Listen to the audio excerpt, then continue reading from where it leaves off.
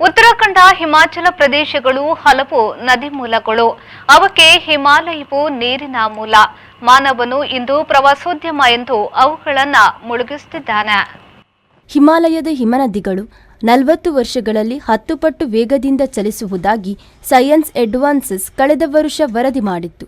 ಮಾನವ ಚಟುವಟಿಕೆ ಭೂಬಿಸಿಯನ್ನು ಹೆಚ್ಚಿಸಿದರೆ ಭೂಬಿಸಿಯು ಹಿಮಹಾಸು ಮತ್ತು ಹಿಮನದಿಗಳನ್ನು ಹೆಚ್ಚು ವೇಗವಾಗಿ ಕರಗಿಸುತ್ತಿದೆ.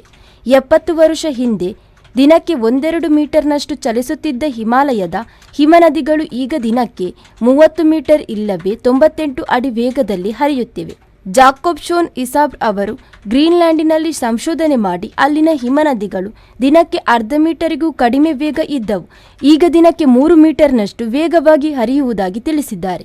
ಜಗತ್ತಿನಲ್ಲಿ ವೇಗವಾಗಿ ಕರಗುತ್ತಿರುವ ಹಿಮನದಿ ಎಂದರೆ ಪಡುವಣ ಅಂಟಾರ್ಕ್ಟಿಕಾದ the weak underbelly 160 mile ಉದ್ದದ ಇದು ಈಗ ದಿನಕ್ಕೆ 12 ಮೀಟರ್ನಷ್ಟು ವೇಗವಾಗಿ ಹರಿಯುತ್ತಿದ್ದು ಸಾಗರ ಮಟ್ಟ ಏರಿಸುವಲ್ಲಿ ಪ್ರಮುಖ ಪಾತ್ರ ವಹಿಸುತ್ತದೆ.